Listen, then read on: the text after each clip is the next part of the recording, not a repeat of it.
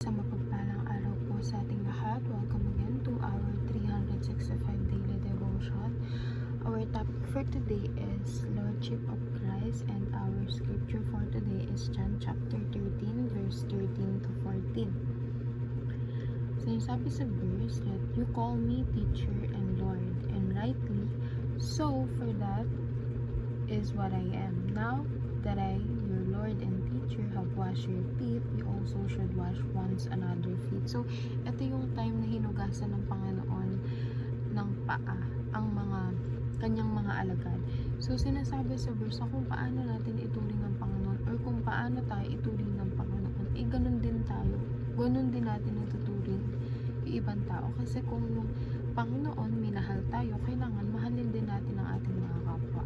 Our first teaching is Jesus leads by modeling. So, ang Panginoon nagli-lead siya sa atin by example, or parang pinapakita niya ano yung mga kailangan natin gawin, ano yung dapat natin gawin. And all. Second, we are called to follow Jesus' example. So, itinawag tayo upang sundin kung ano ang ginawa ng Panginoon nating Jesucristo. Kaya nga, di ba siya bumaba sa langit is to give an example kung paano dapat mabuhay ang isang tao.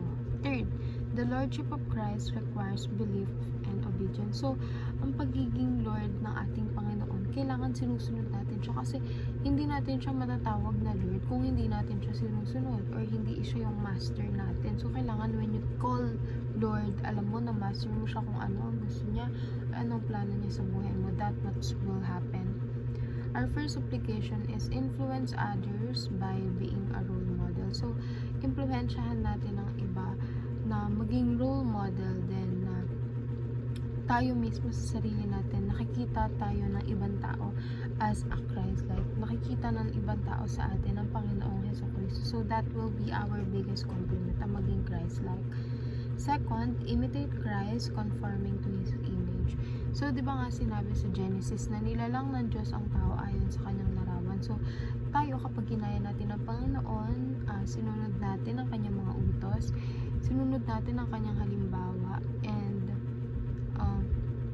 ginaya natin kung paano siya mamuhay, that will make us a Christ-like. And ayun yung gusto nating mga Kristiyano, ang maging Christ-like, kasi that's our number one goal. And last but not the least, internalize our identity as followers of Christ. So, alamin na natin kung ano ba yung identity natin, ano ba yung pagkatao natin.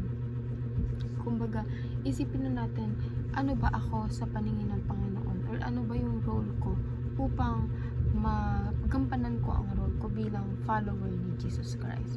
Yun lamang po, and see you again on our next 365 daily devotion.